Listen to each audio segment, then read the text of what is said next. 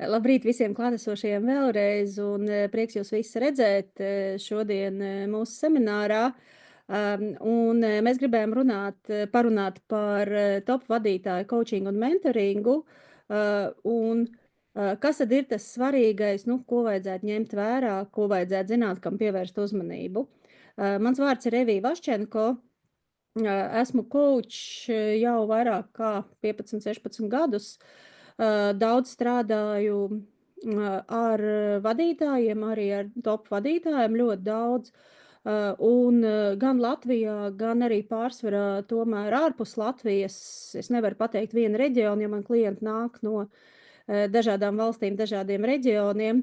Un ir interesanti novērot, kad neatkarīgi no kultūras atšķirības un, teiksim, pieredzes un tā, kā reģionos pieņemts kaut kāds veids, kā bizness tiek attīstīts, tomēr ir ļoti daudz, kas līdzīgs un kas parādās visur diezgan vienādi un ko vajadzētu ņemt vērā. Es strādāju arī ar Davidu Klatterbeku, kurš ir viens no coaching un mentoringa pionieriem Eiropā, un vadu apmācību viņa veidotajam kursam top vadītāju coachings un mentorings. Līdz ar to ļoti daudz nāks saskarties arī ar strādāt un ar coachiem, gan mācīt, gan supervizēt, kas strādā ar top vadītājiem, un ir daudz pieredzes, līdz ar to ne tikai manējās, bet arī tā, kas nāk no kolēģiem. Jā, un šodien priecāšos padalīties ar daļu no tā, kaut kādu nelielu daļu jāsaka no tā, kāda ir pieredze un ko ir nācies redzēt. Un šodien kopā ar mani Baiba, mani kolēģi. Sveicināti visiem! Jā, mēs ar Eviju tā arī sapazināmies Klatterbaka mācībās, kuras man bija tas gods apmeklēt Evijas organizētā tvērumā, un pats Klatterbaka kungs vadīja, un tā pateicoties šīm mācībām izveidojās sadarbība, un abas ar Eviju tagad arī vadam mācības par vadītāju coachingu un mentoringu. Es pati esmu jurista ar 25 gadu stāžu investīcijās, strādājusi bankās, kredītkomitejās, padomēs, un tagad fokusējos uz vadītāju coachingu un mentoringu. Man vairāk uz to mentoringu tā kā velk, iespējams, tāpēc, ka esmu jurists, un manas zināšanas, kas ir arī citās sfērās, tā skaitā arī mediācijā, konfliktu risināšanā, klientiem ir noderīgas tādā mentoringa tvērumā. Un tā kā mums katram klientu bāze veidojās uz tās pieredzes, uz kuras mēs jau stāvam pirms tam, un līdz ar to arī mani klienti ir tīri dabiski coachingā nāca kā uzņēmumu vadītāji un īpašnieki, jo man kā juristam tie arī bija tie klienti investīciju jautājumos.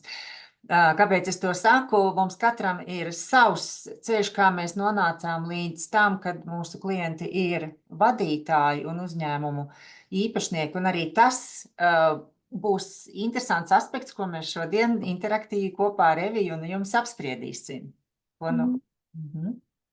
Jā, pirms mēs ejam jau tajā, ko mēs esam sagatavojuši, es gribētu īsti pajautāt, varbūt, kas ir tas jautājums, ar kuru jūs šodien atnācāt? Uz kuru gribētos rast atbildi? Jūs varat pateikt vai ierakstīt čatā, kā jums ir vienkāršāk? Labdien! Es laikam pateikšu. Es slinka rakstītāju. Jā, man vispār šis pasākums, tās coaching pasākumi izraisīja tādu interesi, es vairākiem pasākumiem pieteicos, un tieši attiecībā par šo man tiešām ir interese par tām jūsu atziņām, kā jūs strādājat ar augstākā līmeņa, kā jūs teicāt, vadītājiem, kas ir tajā coachingā svarīgs.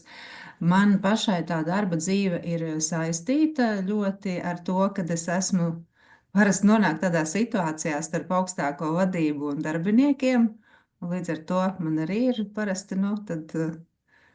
tāda tā interesanta pozīcija. Es pati arī esmu izmācījusies coachingu, bet vēl kāpēc es esmu šeit, jo es atpazinu Baibu. Es tā kā sekoju sociālos tīklos, Baiba jūsu aktivitātēm, un man uzrunā arī viss tas, kas ir saistīts ar mediāciju.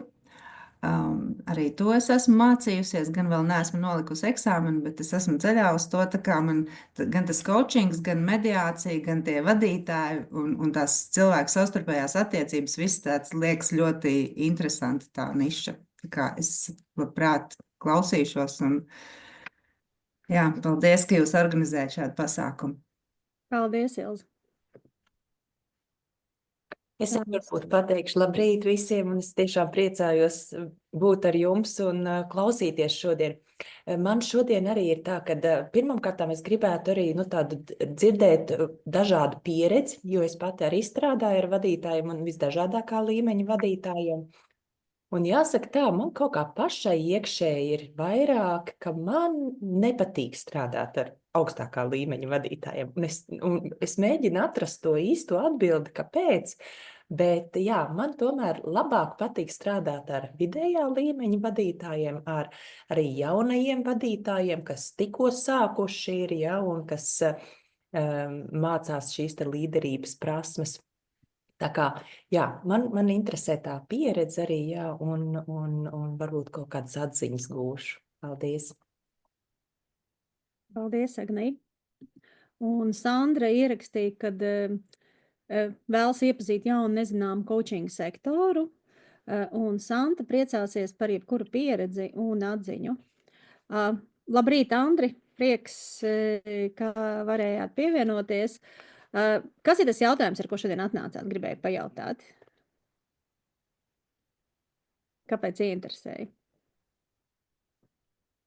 Sveiki. Man arī līdzīgi kā kolēģiem nezināms diezgan sektors. Esmu gan strādājis ar top līmeņa vadītājiem. Es arī gribētu varbūt noskaidrot, kas paiet zem šīs definīcijas top līmeņa vadītājs, kāda izmēra uzņēmumā. Kas raksturo top līmeņa vadītāju mūsu izpratnē šīs sesijas ietvaros? Ok, paldies, Andri, fantastiski par šo te jautājumu. Un tūlītās es arī pateikšu, kāpēc man tāds prieks dzirdēt šo jautājumu. Jā, kā jau jūs redzējāt, tad mēs arī nosaucām mūsu semināru šodien top vadītāju uzņēmēju coachings un mentorings, ko vajag ņemt vērā. Un viena lieta, laikam, ko vajag ņemt vērā, un uzreiz to es varu pieminēt, un par to ir bijušas ļoti daudz diskusijas arī profesionālajā vidē, starptautiskā profesionālajā vidē, coachu starpā, mentoru starpā. Un ir tāda specifika, kad strādājot ar top vadītājiem, ļoti bieži coachings un mentorings saplūst. Viņš saplūst tajā ziņā, kad arī tas, ko vadītāji sagaida ļoti bieži kaut kas vairāk, ka viņi sagaida arī, ka mēs kā coachi vai mentori, mēs dalīsimies, mēs nevis teiksim viņiem, kas jādara, bet mēs dalīsimies ar pieredzi, ko mēs esam pieredzējuši kaut kur citās vietās, kas ir strādājis kādam citam, un viņi to tiešā tekstā ļoti bieži arī pasaka. Un tas ir pilnīgi ok līdz tam brīdim, kamēr mēs nedodam tiešus norādījumus, kā tas varētu darīt. Tas ir vairāk tāds tā kā refleksīva saruna par to, kādi ir tie varianti, kas ir dzirdēti, kas ir strādājis kādā citā veidā un ko viņi var izmantot. Un tas ir tas, par ko runā ļoti pieredzējuši top vadības coachi, kad viņu darbā, viņu pieredzē, un tā ir arī mana pieredze, kad coachings un mentorings diezgan spēcīgi saplūst. Un laikam arī tāpēc mēs liekam to savā ziņā vienādības zīme nedaudz, tad, kad mēs runājam par coachingu un mentoringu, jo arī Eiropā vispār pieņemtā definīcija ir par to, kas tad ir mentorings. Mentorings ir coachings plus. Patiesībā coachings plus zināšanu tīkls, piekļuvi informācijai un piekļuvi kaut kādam kontakttīklam. Līdz ar to tā ir tāda pirmā lieta varbūt kaut kas tāds, par ko nevajadzētu brīnīties, ka tas notiek un šie jautājumi tiek uzdoti. Un es parasti uzsākot darbu ar vadītāju, es arī uzdodu jautājumu, ko jūs sagaidat no manis kā kauča. Un bieži arī tas, ko es dzirdu par šo vajadzību, dzirdēt tā kā labākās prakses piemērus, dzirdēt varbūt atgrieznisko saiti, kā skan tas, ar ko viņi dalās. Un tas nav par to, kad viņi tā kā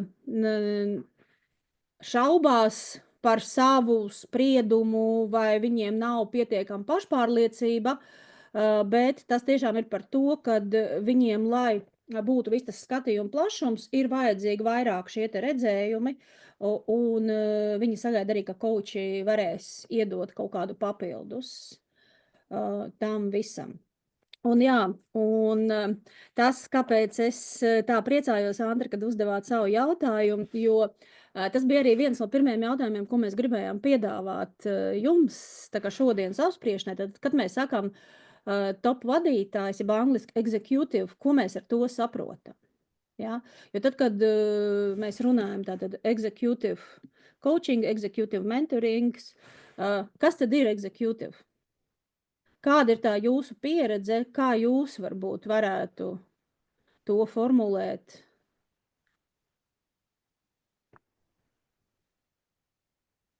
Es personīgi uzskatu, ka executīvs ir top vadītājs, kas ir tā kā uzņēmuma vadītājs vai valdes loceklis vai kāds no valdes. Ok. Jā, paldies. Kāda vēl ir redzēja?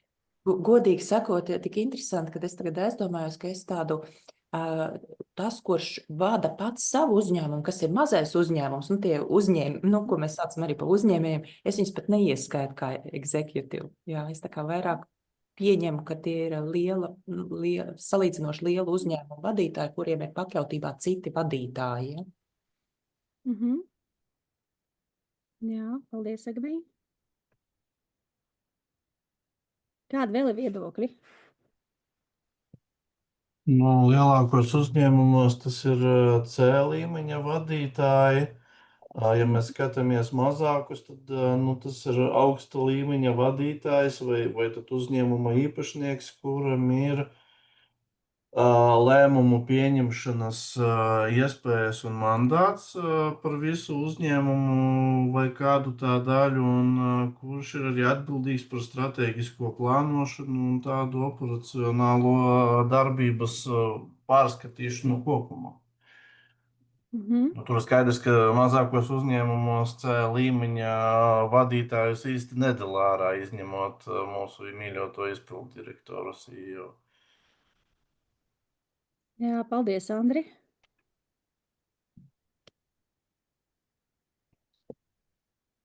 Ok. Jā, tas ir tas, par ko tad, kad mēs runājam top vadītāju coachings, mentorings, ļoti bieži šis jautājums ir par to tad pašu formulējumu, ko tad mēs redzam kā executive, un tā mūsu pieredze rāda, kad ja mēs runājam to coachinga un mentoringa aspektā par tām lietām, ko mums kā coachiem vajadzētu zināt un ņemt vērā, tad šis skatījums ir nedaudz plašāks nekā tikai lielu uzņēmumu top vadītājs. Jo tas ir tas, kur ir pierastais saukt, kad viņi ir top vadītāji. Tā pašā laikā, tā kā tu pat, Agnija, minēji, kad tu nesauc parasti mazo uzņēmumu vadītājs īpašnieks par top vadītājiem. Tā pašā laikā, ja mēs skatāmies tā visa darba specifika, lēmumu pieņemšanas plašums, ietekme, viņiem piemīt viss tas pats, kas piemīt lielu uzņēmumu top vadītājiem. Un tā ir bijusi mana pieredze strādājot ar uzņēmējiem un strādājot ar Fortune 500, senior vice president vai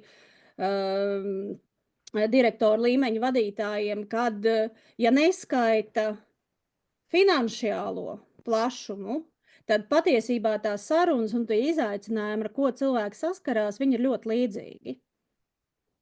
Ja? Un līdz ar to tā specifika, kad mēs runājam par executive coachingu, un mentoringu, kad tomēr tas ir arī plašāk, kad arī strādājot ar šiem te mazāko uzņēmumu īpašniekiem, vadītājiem, uzņēmējiem, startup veidotājiem, ka tur tā pati specifika, kas ir ar ļoti lielu uzņēmumu top vadītājiem, viņi ienāk arī. Tur varbūt neparādās tik spilgti kaut kādi politiskie aspekti, kā liela uzņēmuma politikas, bet viņas ļoti bieži parādās kā politika, tā kā tirgus izpratnē vai politika sadarbības izpratnē. Tur tāpat kaut kādas lietas notiek. Nu, ne tik dziļi, ne tik plaši. Bet tajā pašā laikā tas viss tur ir, un nu, nekur mēs no tā neizvairīsimies.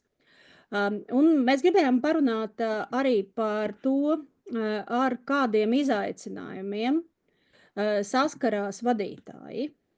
Ja? Tātad, kas tad ir tie izaicinājumi, ko vadītāji redz dažādos karjeras posmos? Vaibas tad nodod. Jā, un caur šo sarunu, ar ko saskarās vadītāji, kādām tēmām, iespējams, jūs arī no savas jau esošās prakses atsauksiet atmiņā kādus gadījumus, un tad būs interesanti dzirdēt jūsu, vai mainās jūsu viedoklis par to, kas ir vadītājs. Mēs droši vien uz mūsu sarunas beigām atgriezīsimies par to, pie tā, tad kas ir tas vadītājs, executive, ar kuru mēs strādājam, un kāpēc mēs tad kādu cilvēku liekam vai neliekam tajā kategorijā. Tātad, par karjeru runājot. Tātad, ja mēs runājam par karjeru, tātad ir jābūt organizācijai. Organizācijā, kurā šī karjera veidojās, un vadītājs, kā mēs jau runājām par to, vienmēr iet kopā ar organizāciju. Viņš, tādā klasiskā izpratnē nemēdz būt viens pats, ko tad viņš vadīs, vai ne? Un tāpēc ar organizācijām mēs saprotam gan korporācijas, kas ir domāts tādas milzīgas, lielas starptautiskas organizācijas, tā skaitā arī Latvijā, kādas varbūt pašas lielākās, kas pie mums ir. Mums varbūt Latvenergo un kādas lielās Zviedru bankas varētu klasificēties uz korporācijas statusu. Ir arī uzņēmumi, kas ir mums ierastā tāda uzņēmēja darbības forma, saprotama lieluma Latvijas izmēriem. Pie organizācijām mēs arī pieskaitam izglītības iestādes, nevalstiskās organizācijas, valsts pārvaldi un arī dažādas militārās organizācijas. Tā var būt arī ārmija, zemesardze un tagad jaunie biznesa veidojumi, kas ir militārajām sfērām. Šie pamatprincipi būs līdzīgi visur. Lūk, un tad sāksim no pašiem pirmajiem soļiem. Vadītājs ienāk organizācijā kā jauns līderis. Jā. Un tātad tās pamattēmas mēs varētu divās kategorijās ielikt. Tā kā pirmkārt ienākt iekšā ceļš uz augšu, un otrs, ja kaut kas notiek kāda restruktūrizācija, un tāpēc veidojās jauns līderis. Vai jums kādam ir bijusi arī saskarsme ar šādiem, ar kādu vadītāju, varbūt pat kādu komandas līderi, tam nav pat jābūt C-level, vienkārši komandas līderis, ko jūs esat kaučojuši, uzrakstiet lūdzu komentāros, kam ir bijis, piemēram, komandas vadītājs, un kāds konkrēti bija jūsu sarunas topiks, kāda tēma bija, ar ko ienāca iespējams šis vadītājs un ar ko viņš izgāja. Tas mums veidos tādu arī vairāk saturisko un pieredzes apmaiņu. Manā pieredzē, kad vadītājs ir jauns ienācis organizācijā, tātad viņa pirmais uzdevums ir gan parādīt, kas viņš ir, ka viņš ir sava amata vērts, ja, tātad tajā ceļā uz augšu viņš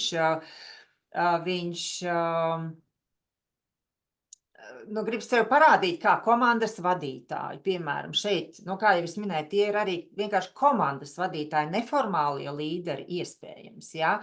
Un tad tie izaicinājumi praksē ir, bieži vien saistīti ar to, es jau gribu iet uz priekšu un man ir labas idejas, bet vadība mani neredz. Jā, es te projektu vienu novadīju, otru projektu novadīju, bet kaut kā tie lauri visi aizgāja, teiksim, piemēram, kādam citam vadītājam. Ko es daru nepareizi vai ko man darīt savādāk? Tātad tās tēmas ir par to, kā parādīt sevi organizācijā, lai mani ierauga, lai ierauga gan ne tikai mani kolēģi, bet arī nākošā vadība un visaugstākā vadība. Ja? Un, protams, katrā organizācijā tur ir arī procedūras ņemam vērā un kā vispār var nonākt līdz augšai, un tur ir visādi triki, ko mentoringa ietvaros mēs arī no citiem varam, no citu vadītāju pieredzes varam padalīties.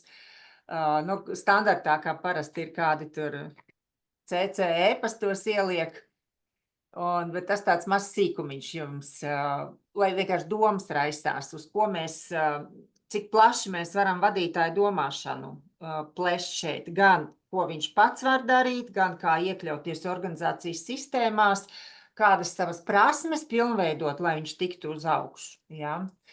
Un restruktūrizācijas ietvaros dažkārt pat ir grūtāk, kad, piemēram, ir bijušas 3 nodaļas, tagad apvieno vienā, vai bija 2 apvieno vienā, ja? Un agrāk bija 2 vai 3 līderi, tagad pēkšņi ir 1 līderis. Un tad parasti, kā jau mēs jūtam, viena no pirmajām tēmām ir, kā man būt vadītājam īstajam, jo kur 2 citi neformālie līderi vēl ir blakus. Un šīs savstarpējās attiecības kā sakārtot. Un kā parādīt savu līderību arī to 2 tagad jau neformālo līderu komandām. Agnija, paldies, tu esi uzrakstījusi arī pie jauniem līderiem tēma, kad, līdera identitāti, kas es esmu kā līderis, kādu līderības stilu es izvēlos, un kas jau man ir pieejams, un kas es gribu būt, kāds līderis, un tātad kādas prasmes man vēl ir jāapgūst. Un, attiecību veidošana ar komandu. Paldies, Agnija, tev, Es vēl šeit gribētu piebilst, ka, teiksim, ja mēs strādājam ar jaunu līderu, kurš uzņēmuma iekšienē tiek uzskatīts par pēcnācēju top vadītājam, un kā tāds arī attīstās, tad tur viņam jau tā, ka to zinot un sagaidot, parādās arī tādi izaicinājumi, kā saprast, kas notiek top vadības līmenī, kā iemācīties un būt gatavam spert tur kāju pēc kaut kāda laika, jo viņš zina, ka viņam tur būs jānonāk, jo viņš ir pēcnācējs, kas pēc kaut kāda laika to visu arī pārņems. Jā, Evi, paldies, tad ejam uz nākošo tādu lielo posmu. Mums nosacīti 3 lielos posmos, karjeras posmos ir sadalīta, sadalīts darbs ar vadītājiem. Un tad mēs nonākam pie tā saucamā C-suite, jeb augstākā līmeņa vadītājs, kas mazos uzņēmumos noteikti tas valdes priekšsēdētājs iespējams. Par uzņēmumiem mums tālāk Evija pastāstīs. Es šobrīd vairāk fokusēšos uz lielajām, uz pietiekama lieluma organizācijām un uzņēmumiem. Tātad tā ir vadības komanda, kas ir valde, un ļoti bieži, piemēram, arī bankās ir tā saucamā paplašinātā vadības komanda, kurā ieiet arī visu funkciju vadītāji, piemēram, personāla vadība, komunikācija, IT. Pat ja tie cilvēki nav valdē, pie vadības komandas viņi pieslēdzas un ir tā saucamās paplašinātās valdes sēdes. Tātad arī šos cilvēkus mēs saprotam kā augstākā līmeņa vadītājus. Un reģionālā vadība, kur tieši starptautiskiem uzņēmumiem, kad, piemēram, ir Baltijas vadītājs, un tad ir Latvijas, Lietuvas, Igaunijas, un vēl ir matrica pa vidu, ka tu it kā juridiski esi Latvijā, valdes priekšsēdētājs, bet organizācijas funkciju un hierarhijas sistēmā patiesībā tev pakļautais kāda departamenta vadītājs, varbūt Baltijā vadītājs, un faktiski līdz ar to viņš ir virs valdes priekšsēdētāja Latvijā. Ja? No vienas puses darba attiecībās viņš ir zem valdes priekšsēdētāja, bet organizācijas hierarhijā viņš ir virs valdes priekšsēdētāja. Un kāpēc es to stāstu? Jums jau galvā noteikti griežās arī jau uzreiz struktūras jautājumi, iebūvētie konflikti, kas nāk prātā. Ja? Protams, tās visas arī būs tēmas, par kurām runās šī līmeņa vadītāji. Un tad sadalot šo posmu, tātad ieejot kā jaunam līdz pat tam, kad jau cilvēks ir kļuvis par valdes locekli, to it kā hierarhijā augstāko, tātad standarta situācijā valdes priekšsēdētājs vai matricas sistēmā iespējams, kad viņš ir tātad kļuvis par reģiona vadītāju vai Baltijas vadītāju, ja? Kādām tēmām viņš iet cauri? Pirmkārt, tātad, mēs saprotam, ka ja mēs runājam par augstākā līmeņa vadību, tad tur nāk iekšā arī strateģiskie jautājumi. Ja? Kā tas, tātad ne tikai kā es performēju, kā vadītājs, bet kā tas ietekmē visu organizāciju kopumā, kādas mijiedarbības notiek.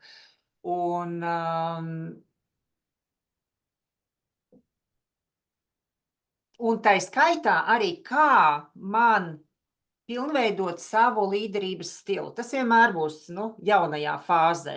Vai mans līdzinējais līderības stils ir atbilstoši tagad jau organizācijas plašākā izpratnē līderības stilam, kas man jāmaina, ko dara pārējie kolēģi, valdes locekļi, kā es ar viņiem iekļaušos, kā mēs kopā aiznesīsim ziņu akcionāram vai padomei. Ja? Un kā tie esošie mani pieņems. Ja? Visi šie jautājumi ir ļoti daudz pirmajā posmā galvā. Un tad tālāk jau vadītājs sevi jau pierāda, ka viņš ir, kā saka, šīs augstākā līmeņa vadītāja pozīcijas cienīgs, un viņš jau sastrādājas ar pārējiem. Kā jums šķiet, kas tad nāk? Kāda veida jautājumi? Varbūt jūs kāds esat saskārušies? Droši rakstat čatiņā, ja? Tātad, kad vadītājs ir sevi pierādījis, tad ir nākošais jautājums, ko es tālāk darīšu, kā man, labi, es sevi esmu parādījis, un ko es tālāk vēlos? Es vēlos, kā es sevi gribu organizācijā ilgtermiņā parādīt, ja? Tad jau prasās atskatīties atpakaļ, kas bija mani mērķi, ko es gribēju sasniegt un ko es esmu sasniedzis, vai es esmu kļuvis par to vadītāju, par kādu es gribēju kļūt, un kas tad ir tas nākošais solis, kā mēs varam organizācijas departamentu, piemēram, sadarbību pilnveidot, ja? Sāk veidoties konflikti kādu departamentu starpā, arī tie konflikti tagad jau kļūst par tādu kā darba kārtības jautājumu. Ilgtermiņā, kad cilvēks jau labu laiku ir pastrādājis kā organizācijas vadītājs, un lielās organizācijās mēs redzam, ka top vadītāji, viņi tiešām tur ir daudzus gadus. Un sarunās ar viņiem parasti rodās šis jautājums, es te ilgi esmu, kā neaizsēdēties, jeb kā turpināt savu attīstību, jo tiklīdz mēs apstājamies savā attīstībā, mūsdienu pasaulē tas nozīmē, ka mēs automātiski degradējamies. Mēs krītam, organizācija cietīs, ne tikai mēs, bet arī organizācija. Tad šī te jau ilgtermiņa vadītāji, viņu izaicinājums ir, kā pilnveidot tās prasmes, kuras jau ir tā saucamā tādā ļoti jau smalkā līmenī. No vienas puses man visi hard skilli ir. Kas tad ir tie nākošie hard skilli, ko es gribu sev pievienot? Ar tādu domu, kad, ja es gribu būt galvenais, ja es gribu kļūt valdes loceklis. Un vienlaikus tātad tie saucamie soft skilli kļūst ārkārtīgi svarīgi. jā, tas, ar ko tieši kouči un mentori strādā, kā pilnveidot cilvēks stresa noturību, spēju atjaunoties, spēju reaģēt un vienlaikus neiekrist panikā, un kā parūpēties par savu veselību, par darbinieku veselību. Ja šie jautājumi viņi ļoti, ļoti aktualizējās šajā posmā. Arī citos posmos, protams. Šajā posmā mana pieredze rāda, kā tādu īpaši izteikti. Nu, un tad pēc tam cilvēks ir kļuvis par valdes locekli, par galveno savā uzņēmumā. Un tad viņš saskarās ar to, ka, izrādās akcionāram ir savs redzējums, viņš tur grib uz vienu pusi, padome rauj tur vairāk uz to pusi, mans redzējums ir šāds. Un tad dažkārt liekas, varbūt, ka pat pretēji ejam vai gandrīz vienā virzienā, bet tomēr īsti nē.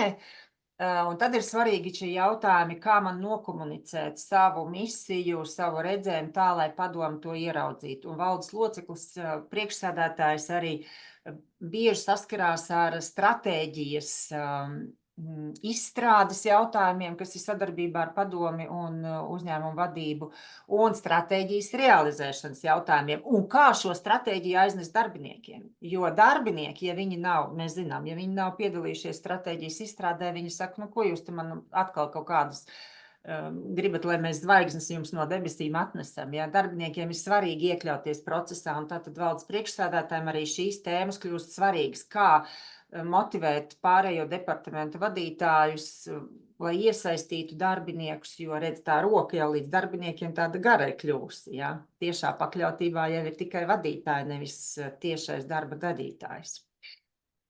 Jā, Evija. Jā, man gribas šeit vēl papildināt ar to, ar ko es ļoti bieži esmu saskārusies, kad koučējot valdes locekļus, strādājot ar viņiem, ļoti bieži parādās tas par to, kā sabalansēt funkcionālā vadītāja lomu un valdes locekļa, ja vadības komandas dalībnieka lomu, un kura nāk primārā un kā to visu salikt kopā. Un bieži tas izaicinājums ir tas, kad to arī ļoti bieži var redzēt, ja strādā ar top vadības komandām, kad notiek savā ziņā tāda cīnīšanās, bīdīšanās par to, kura funkcionālā loma tad ir galvenā, kura labāk veic to savu uzdevumu, aizmirstot par to, ka patiesībā šajā līmenī, kā valdes loceklis, cilvēks ir atbildīgs par uzņēmumu kopīgo labumu un rezultātu, nevis tikai par šo te funkciju. Tā kā tas ir tas, kas pienāk, un arī, teiksim, valdes loceklim, valdes vadītājiem, valdes priekšsēdētājiem, dažreiz tas tiek noformulēts, dažreiz tas netiek noformulēts, bet tur arī parādās, ka, teiksim, ja es gribu, lai top vadības komanda strādā pierasti, teiksim, sasniedz tikpat daudz un izdara tikpat daudz, kā es daru, jo man ir baigais tāds darba spars un es varu izdarīt ļoti daudz, kā tad es varu kļūt par šo te veiksmīgo modeli savā ziņā, un palīdzēt viņiem pārņemt šo te darbu stilu, kas ir vajadzīgs viņiem kā komandas dalībniekiem. Jā, paldies, Evija. Un, ja ir kāds jautājums, noteikti rakstat čatiņā, un tad mēs uz viņu arī uzreiz atbildēsim. Un tātad noslēdzošais posms vadītāja karjerā ir gatavošanās pensijai. Jā, pensiju vecums mums mainās, ar likumdošanu aizvien tālāk viņu liek mums, jo arī starptautisko organizāciju dati liecina, ka mēs kļūstam aizvien jaunāki un patiesībā, ka tāds pensijas vecums tīri jau no veselības un mentālo spēju viedokļa cilvēkam būtiski attālinās, kā kouči mēs to zinām. Un tad rodas jautājums, kas tad ir tas periods, kad sākās tā gatavošanās pensijai saucam. Mēs sakam pensijai, angliski viņš tā retirement labi izklausās, labāk varbūt, jeb dažkārt ar saviem klientiem mēs runājam par to, tad, kad es beidzot darīšu to, kas man patīk, ja? Tad varam arī par to tādā aspektā runāt.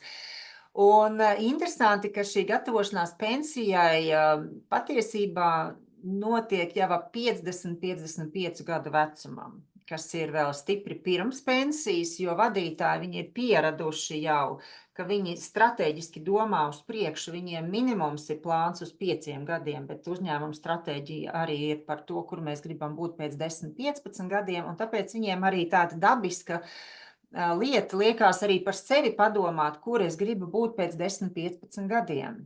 Un tad šeit savā ziņā tēmas arī pārklājās ar tiem, kas ir ceļā uz augšu, ar tiem jauniem līderiem. Jo tātad, pirmā tēma ir, kas es gribu būt ārpus organizācijas. Pēc tam, ko es pensijā esmu gatavs darīt arī, ja man nemaksās vai mazāk maksās, tādi jautājumi ir.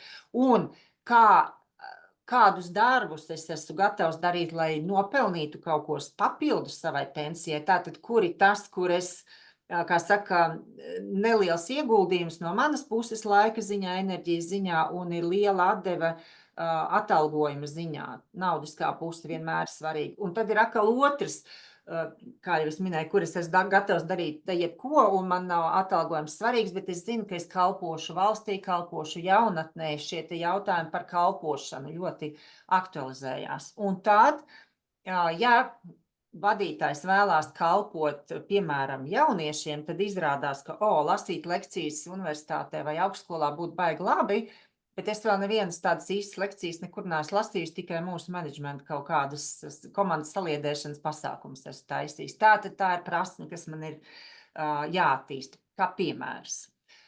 Un tad arī kļūst ļoti aktuāli padomāt par to, kā mani redz vispār industrijā. Latvijā, Baltijā, Eiropā, un ļoti konkrētu plānu cilvēks tad izstrādā, kā kļūst redzamam, iespējams pat ne tikai savā industrijā, bet arī citās industrijās, kas ir saistītas ar vadītāju pieredzi.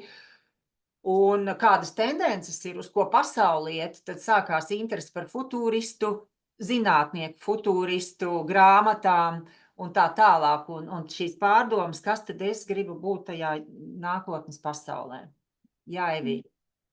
Jā, paldies. Un kā Bāba jau minēja, ļoti daudz un ļoti spēcīgi šajā karjeras fāzē parādās arī par šo te dalīšanos ar savām zināšanām. Man ir pieredze, man ir zināšanas, ko es esmu uzkrājus. Ko ar viņām darīt, kā viņas nodot tālāk, kā viņas nodot tiem cilvēkiem, kas paliks uzņēmumā, kā viņas nodot, kā es viņām varu vairāk dalīties ar plašāku sabiedrību. Tur ļoti daudz arī parādās tieši tā mācīšana, mentorēšana, kas nāk klāt un paliek ļoti svarīga.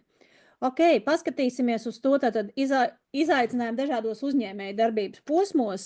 Tātad uzņēmējiem arī ir savādāk nedaudz šie izaicinājumi, bet ļoti daudz ir ļoti līdzīgi. Tad ir tās lietas, kas cilvēkiem ir svarīgi, kad savu biznesu uzsākšana, attīstīšana. Ko man saprast, kas ir mans produkts, kas būs mani klienti, teiksim, kā mūsu uzņēmumam izaug, kuri būs tie reģioni, kur mēs sāksim, kur mēs iesim un kā mēs to visu varam sasniegt, kas būs tie cilvēki, ar ko kopā strādāsim, kā piesaistīt vajadzīgos ekspertus. Ļoti daudz izaicinājumu tieši tie, kas ir saistīti ar izaugsmes sākumu, ar pareizās vietas tirgu atrašanu.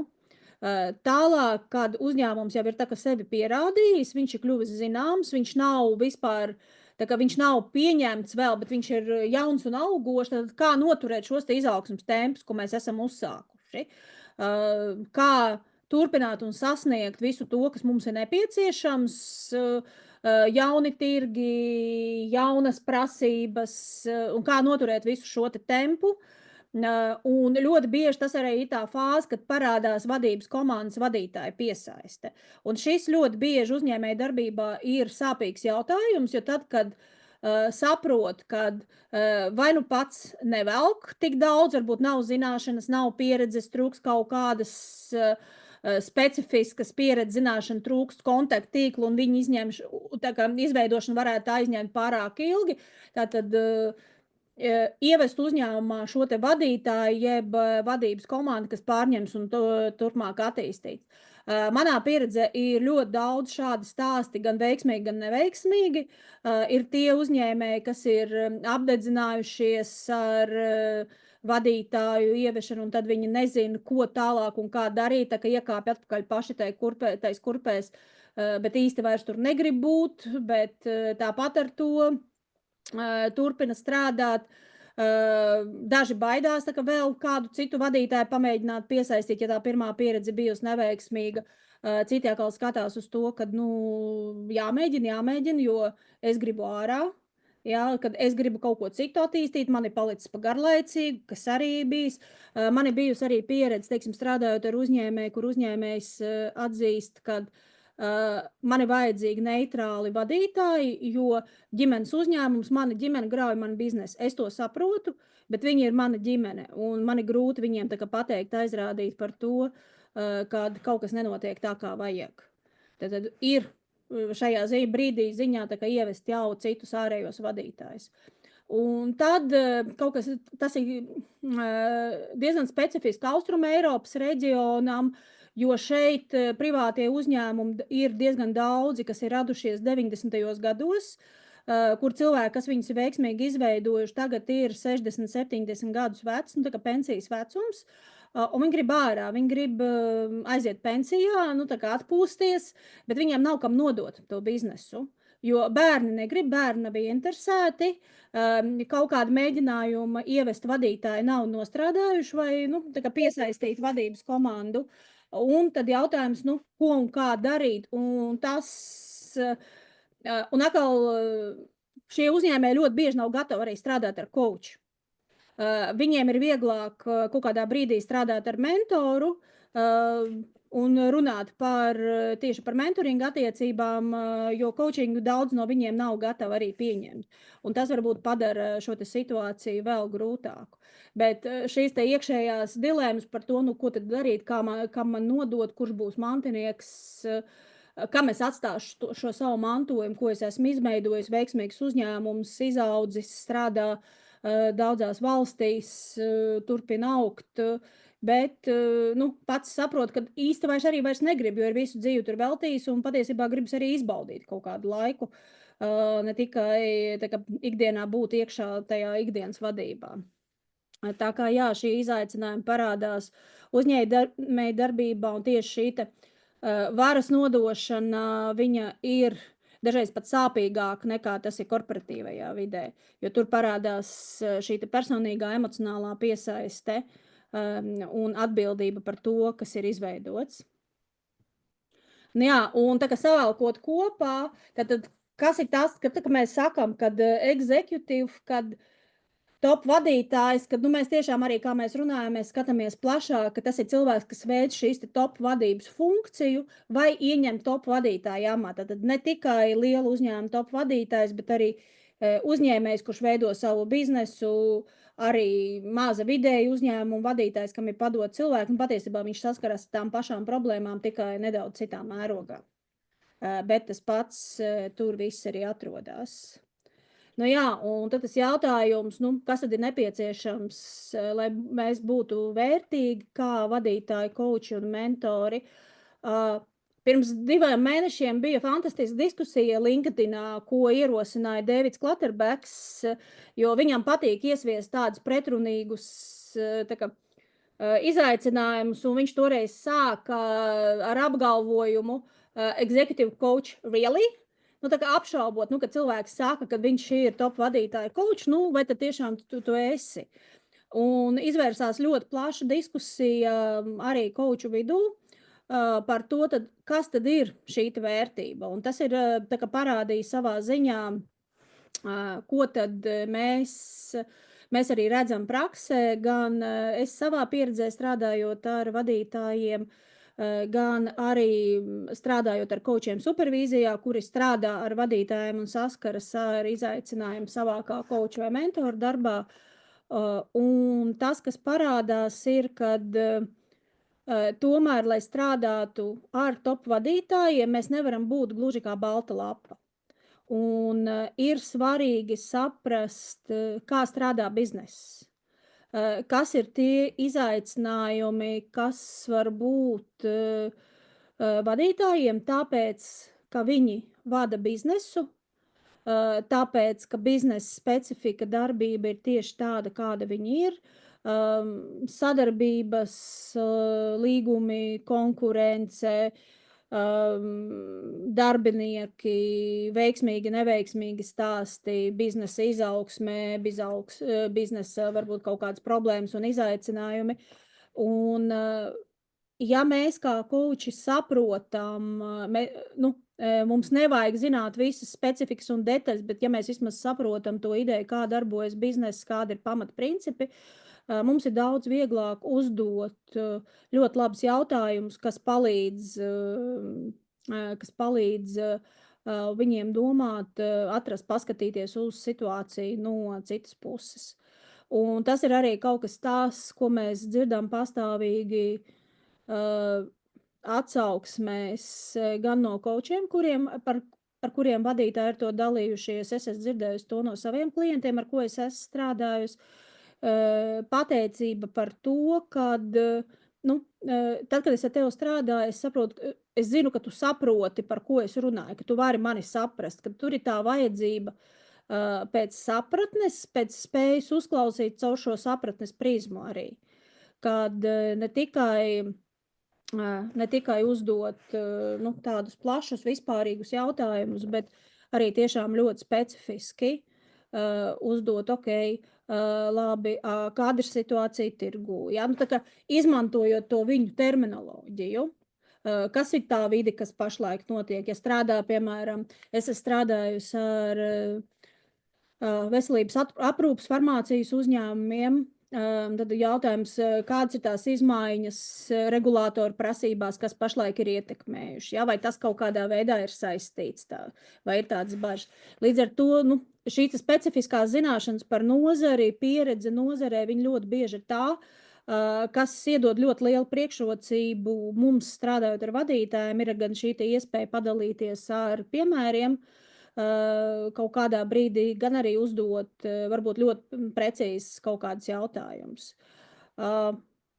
Un šeit ir svarīgi arī, lai uzdodot šos te jautājumus, mēs viņus neaizvirzam pārāk daudz, varbūt pamatojoties uz mūsu viedokli, mūsu pieredzi, atkal kā mēs formulējam šos jautājumus, pajautāju, daloties ar to mūsu pieredzi un informāciju tādā veidā, lai viņi to uztvertu kā vielu pārdomām, nevis kā ieteikumu, kā būtu pareizi. Tā kā caur šādu prizmu.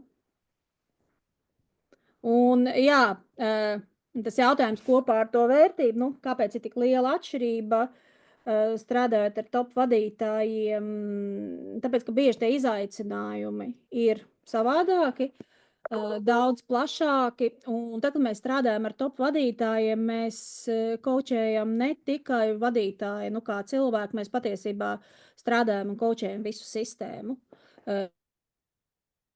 kurā darbā viss ir sistēmisks, tur ir sistēmas, ir šie līmeņi, ir šīs ietekmes, kur aizskarot vienu sistēmu, viņi sāk ietekmēt pārējās, notiek arī zinām pretestība, un tāpēc arī bieži arī tas atbildības līmenis, vismaz tā mana pieredze ir bijusi, ka tā sajūta, kad, un es nezinu, vai tas ir pareizi vai nē, bet es sevi pieķeru pie šīs sajūtas, kad es jūtu, ka man atbildības līmenis ir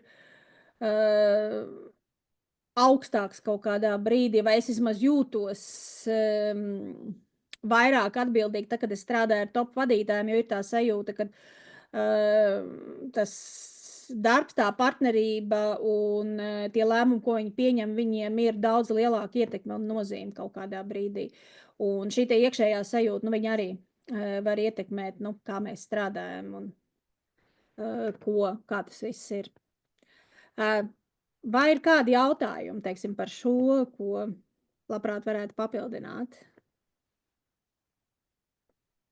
Jo, diemžēl, tā 1 stunda izrādījās stipri pa īs, lai izstāstītu daudz vairāk un parunāt dziļāk par šīm lietām.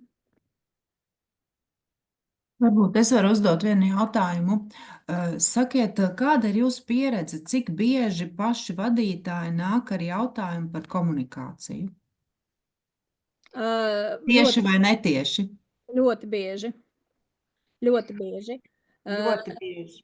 Jā, viņi nevienmēr to noformulē tieši kā komunikācija, viņi to var noformulēt par to, kā man panākt, lai mani darbinieki labāk saprot, kā man panākt, lai mana komanda vairāk iesaistās un izpild, bet tas ļoti bieži tas tieši tāpat apakšā, tas, kas ir, tā ir komunikācija. Jā, vai arī tāda veida pieprasījumi, kā tie pārējie nesaprot, vai tie pārējie boikotē, viņi tādi. Tas sākuma teksts ir, tas vienmēr tad ir par komunikāciju.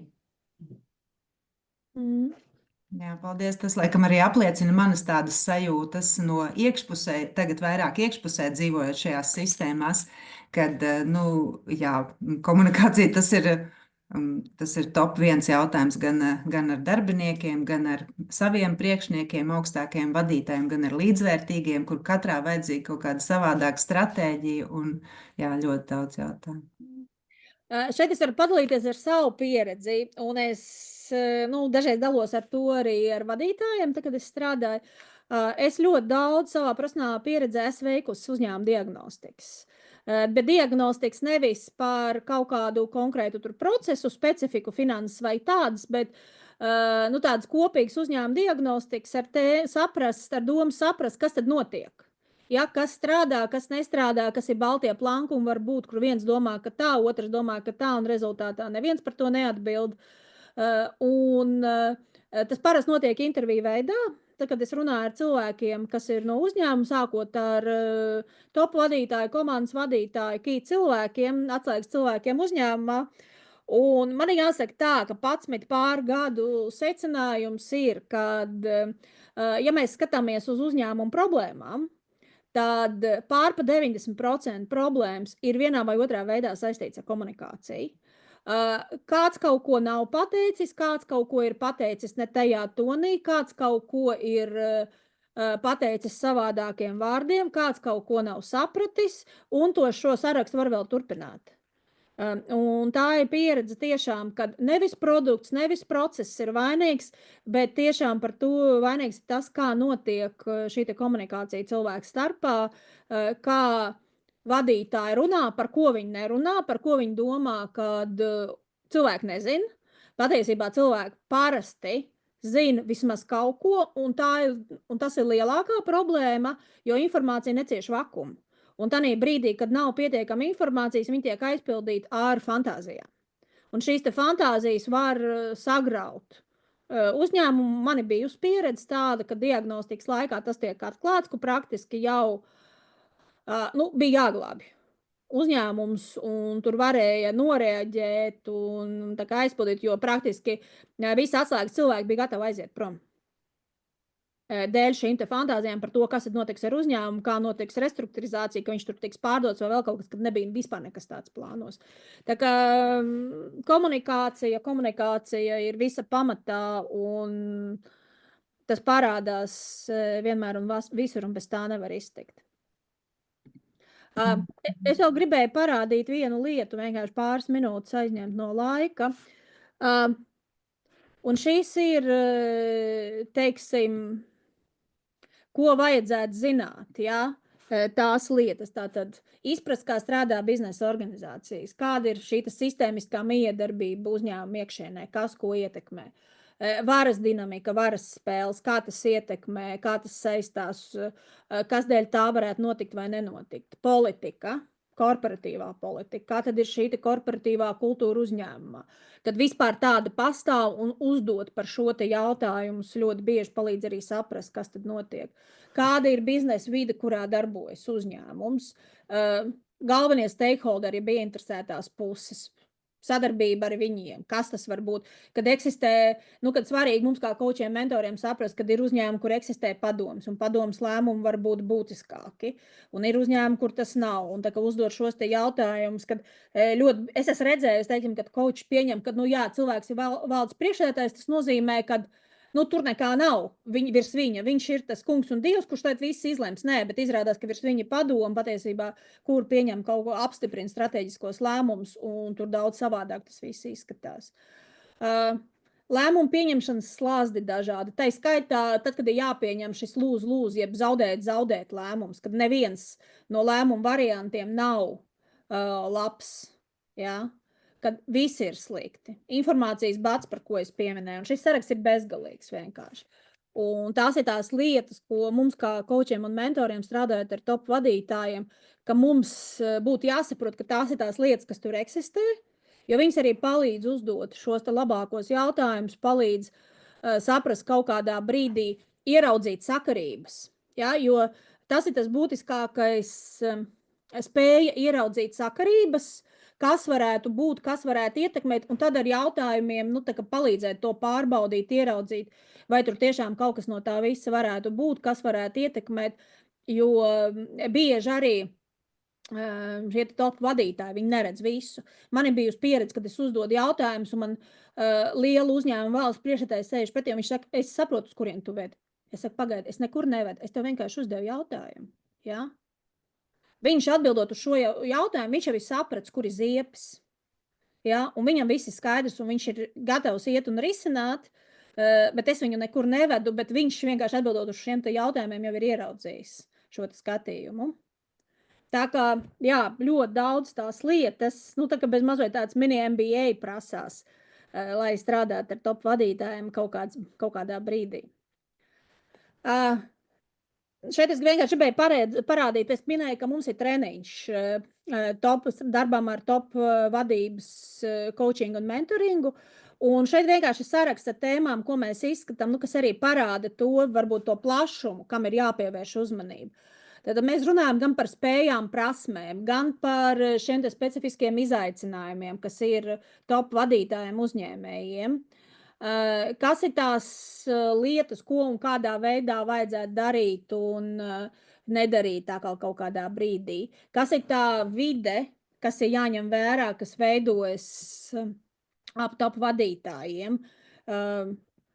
Kas ir tie slazdi, kuros iekrīt mūsu klienti, kuros iekrītam mēs kā koči, kas ir tās šaubas, kas mums parādās, kas mums jātiek pāri, ētiskās dilemmas, gan mūsu kā koču, gan vadītāja ētiskās dilemmas, ar ko viņi saskarās savā darbā un ar ko mēs saskaramies.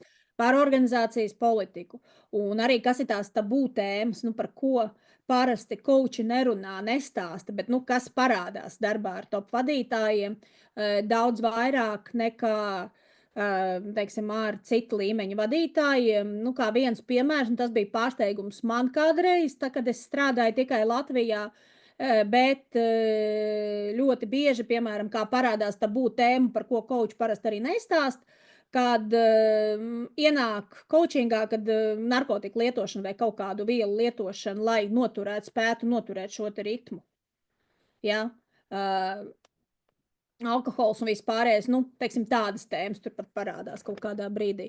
Un runājam arī šo te praksi un savu praksi, kā izveidot, kam pievērst uzmanību, ko gribat, ko negribat, kā saprast, ar ko strādāt, kas varētu būt šie jūsu labākie klienti, ar ko būt viskomfortablāk. Tā kā ļoti daudz tēmas, tiesībā 8 nedēļas ejam tam visam cauri. Šeit ir arī, ja ir interesi, QR kods, kur var iegūt vairāk informāciju. Jā, tā kā īsa reklāmas pauze, beigās vienkārši ir iespēja gribēšana, vēlēšanās, var uzdot papildus jautājumus. Jā, un te praktiski, vai ir kaut kas vēl, ko mēs nepateicām, ko ļoti gribētos dzirdēt? Jā, un kamēr jūs apsverat jautājumu, kāpēc es tieši ar Eviju un Klatterbakas sistēmu strādāju, tāpēc, ka man viņa šķita ļoti praktiska. Arī treniņi ir praktiski un tātad šīs savas prakses izveidošana faktiski iet cauri visai treniņu programmai, ka mums nevajag kočus, kuri teorētiski māk darīt šīs lietas. Mums ir svarīgi, lai mūsu absolventi reāli izveido savas prakses un katrs savā nišā iegūst drosmi un spēju un varēšanu strādāt ar vadītājiem. Tas ir izdarāms. Paldies tev, Baiba. Es vienkārši centos pārskriet pāri, lai saprotot, ka laiks ir aizlidojis vējas pārniem.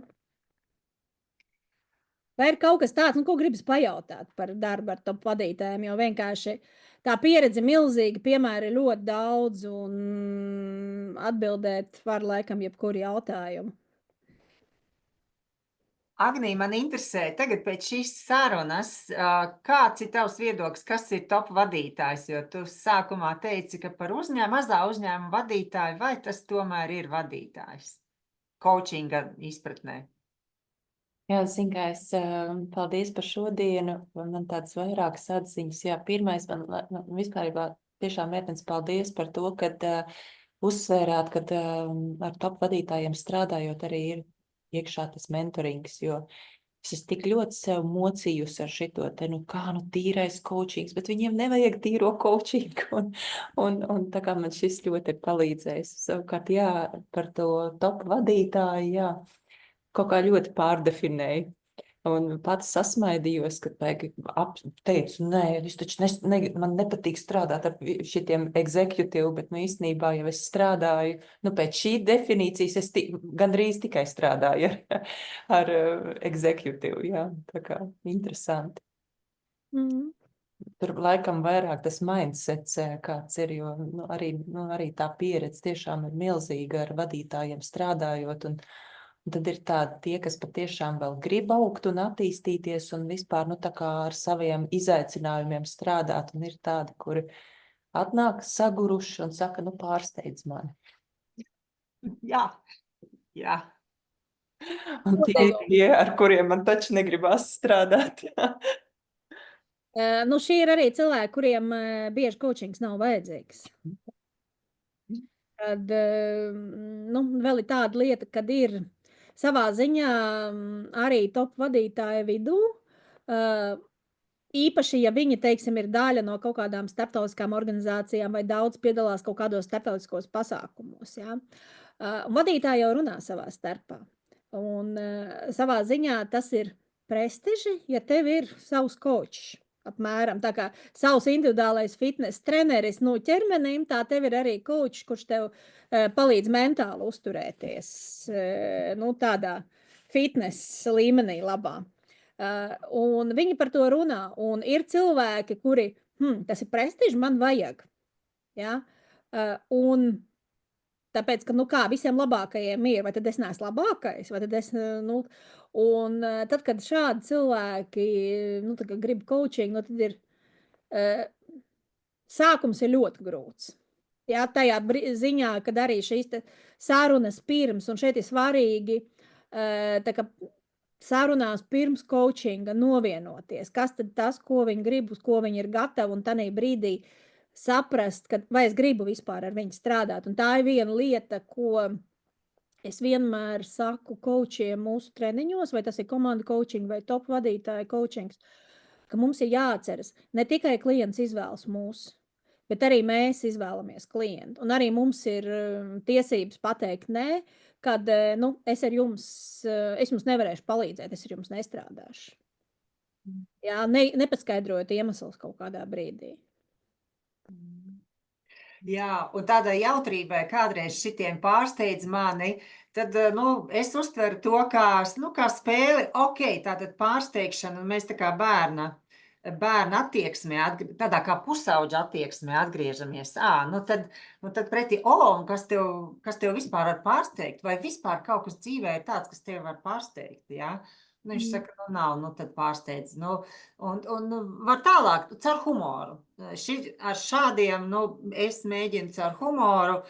Un ja nē, tad vismaz mēs beigās caur humoru vienojamies, ka šitais nav pasākums, aiziesim tur uz kafiju vai vakariņām, vai vispār dažkārt kādu foršu networkinga pasākumu kopīgi izdomājam, kur es iesaku viņam vai viņš iesaka man. Un arī labi, nav coachings vai mentorings, bet ir tev vēl viens cilvēks tavā networkingā. Arī vērtīgi. Jā, tāpēc arī es tā daudz esmu pieredzējusi, vismaz savā praksē, ka bieži vien viņiem pat nevajag arī tīro coachingu. Un te jau aiziet šī supervīzija. Ja? Viņiem ir nepieciešams vienkārši pats process, ka viņi var nākt un dalīties ar dažādām situācijām, kas viņiem nāk pretī. Tā kā, jā, visi trīs coachings, supervīzija un mentorings kopā. Jā. Jā. Par to Patiesībā, ja mēs skatāmies ko saka Eiropas rietumu pusē, tad arvien vairāk un vairāk coachings, mentorings un supervīzijas saplūst. Kad ir ļoti grūti atdalīt, kad stingri novilkt šīs te robežas. Man viens no plašākiem pieprasījumiem, tad, kad top vadītājs pats atnāk uz coaching, pats ir gribējis, pats ir inicējis, nevis tas ir kaut kāda uzņēmuma politika vai kā, tad visbiežākais pieprasījums ir sounding board. Tā kā es gribu šo te, tā nav gluži atspoguļošana, bet es gribu kādu, pret kuru pārbaudīt savas idejas. Un tā kā es metīšu savas idejas, es došu, tu man atdod atpakaļ. Ja? Ko tu tur sadzirdi, par ko tev gribas pajautāt, ko tev gribas izaicināt. Tā kā, tur ir coachings ļoti daudz, bet tur arī šādi te elementi, kur ir tīri sarunas elements, atgriezniskā saite, tā kā apšaubīšana, izaicināšana tajā visā vairāk. Jā. Ilze, kā jums? Sajūta tagad. Man īstenībā ir ļoti laba sajūta. Man liekas, es esmu nokļuvusi ļoti tādā vidē. Jums ir tik liela tā pieredze, un savukārt es no tās praktiskās vides saprotu, ka tiešām tur ir kur rakt. Un man liekas, ka pat tie vadītāji, kuri aiziet pie kauča un saka, pārsteidz mani, viņi ir tā nocietinājušies. Un, ja izdodas tas klikšķis, tad viņi saņem to dziļumu, ierauga, un viņiem paveras pilnīgi savādāk pasauli un pilnīgs skatījums uz lietām. Jā, super, es arī paskatījos to treniņu apmācību programmu. Es gan nezinu, vai es esmu tā kā pietiekami kvalificējusies tajā zemākajā līmenī, lai es mācītos šo klāt, bet ņemot vērā to manu pieredzi šajā darba dzīvē starp tiem dažādu līmeņu vadītājiem, un man ļoti gribētos iziet to programmu un paskatīties, kā tas saliekas kopā ar manām zināšanām, un iespējams, ka tur kaut kas veidojas tāds. Jā. Nevelti šī programma, mēs sakām, ka tas ir ne tikai coachiem un mentoriem, bet arī cilvēkiem, kas strādā uzņēmumos. Jo, kā mēs runājam, vadītāju coachings, mentorings, tas ir mikslis starp daudz ko. Pirmkārt, kā produkts, un otrkārt, līdz ar to arī tos aspektus var paņemt dažādiem organizācijas sistēmas, tādiem posmiem, jā. Es nāku no mediācijas puses un no juridiskās puses, savā ziņā pilnīgi savādāks ieejas punkts man ir nekā Evijai. Vienlaikus, to pašu jau mēs it kā darām, bet pie Evijas aizies viena klienta, pie manis atnāks citi klienti, un pie Agnijas aizies vēl trešie klienti. Ja? Tā kā katram gan klientam ir sava vieta, gan arī HR un ir pat juridiskā dienesta vadītāji bijuši, kas man ir klientos bijuši un pēc tam gājuši mācīties šo coachingu, mentoringu, tāpēc, kad tad viņi saprot, ka tas ir tā kā praktiskā līmenī, ko darīt ar tiem saviem citiem kolēģiem. Šī ir tā komunikācija, viens no veidiem, kā veidot komunikāciju ar saviem vienāda līmeņa vadītājiem, augstāka līmeņa vadītājiem. Vēl viena prasme, kā saka. Jā. Paldies. Ja ir kādi jautājumi, mēs droši varam satikties un parunāt atsevišķi par treniņu. Vēl viena lieta, vienkārši, par ko es iedomājos, kad par šo te pārsteidz mani vai drīzāk, kāpēc man vajadzīgs coachings, kā vadītājiem. Man bija saruna pirms daudziem gadiem ar uzņēmēji, kurš ir izveidojis ļoti lielu impēriju būvniecības nozarē. Tas nav Latvijā. Ja? Būvniecības nozarē, kur vispār arī tie noteikumi, tāda skarbāka, viena tāda skarbāka nozara, kā tas strādā, kā cilvēki komunicē savā starpā. Un, cilvēks attiecīgi pats arī tāds, viņš ir tāds paskarbs, viņš to biznesu ir veidojis, pār pa 20 gadiem audzējis, uzturējis, jūtas ļoti labi tajā biznesā. Un viņš man vienreiz saka, klausies, es vispār nesaprotu, jūs runājat coachings, priekš kā man coachings, es nesaprotu, man viss ir labi, ja? Priekš kā man coachings. Un es vienkārši brīdī sapratu, ka ja es sākšu runāt coachu valodā, tur nekas nebūs, un cilvēks vienkārši saka, taču nestāst man tās visas muļķības, jā. Kad es viņām saku, nu, klausies, tu taču baigi labi zini savu biznesu. Nu, jā. Tu zini arī, nu, tās lietas, teiksim, tev brīžiem ir kaut kāda sajūta, ka varbūt varētu šo pamēģināt, ka šeit varbūt kaut kas līdz galam nestrādā. Viņš saka, nu jā, es saku, nu, tev ir daudz laika, teiksim, nu, ar to. Viņš saka, parasti tas viss aiziet, es daru to, kas ir ātri jādara. Es saku, nu, coachings tā patiesībā ir tāda iespēja tev apsēsties un pārunāt par šīm te tēmām, kuras tev kaut kādā brīdī, kas satrauc, viņas ir pietiekami svarīgas, bet tev nav laika, nu, ar viņām, jo tas skrējiens ir tik traks, nu, ka tu skrien visu laiku un tagad dari tās lietas, kas tev vajadzīgas. Un es tev vienkārši uzdošu jautājumus, kas tev palīdzēs domāt. Nu, tā kā apdomāt, salikt kopā varbūt un ieraudzīt, kuru no tām, teiksim, tev vajadzētu prioritizēt un kas varētu būt svarīgāk. Viņš saka, ok, labi. Šis man būtu vajadzīgs. Jā, to es saprotu, kā man tas ir vajadzīgs. Bet savādāk jūs tur sakat, coachings. Jā, tas ir arī par to, nu, kas ir tā valoda. Un arī tad, kad mēs runājam ar top vadītājiem, nu, kāpēc viņiem arī tas būtu vajadzīgs, kāpēc viņiem jāsaprot, nu, arī, nu, teiksim, tāds uzņēmējs, nu, ar ko viņš par to var parunāt. Viņš ar citiem džekiem parunās, nu, savā nozarē viņš nerunās. Jā, jo, nu, tie ir konkurenti. Un tad ar ko parunāt, kam var top vadītājs savu šaubas izteikt. Ja ir ļoti spēcīgs un labs HR un labs konteksts, viņš var izrunāt ar HR par tām lietām, kas ir saistīts ar darbiniekiem, cilvēkiem, komunikāciju, vēl kaut ko. Bet bieži ne ar vienu. Jā. Tāpēc man patīk tās latviskais nosaukums coachingam spējraisis, jo tas īstenībā ļoti tieši pasaka, ka tas ir spēju atraisīšana. Jā. Jā, paldies jums liels šodien. Paldies tiešām. Būšana klāt par savu jautājumu, savu pārdomu ienešanu. Paldies. Ļoti paldies. Jā, paldies. Pateicos dāmas un veiksmi, drosmi turpināt. Jā, paldies. Visu labu. Paldies.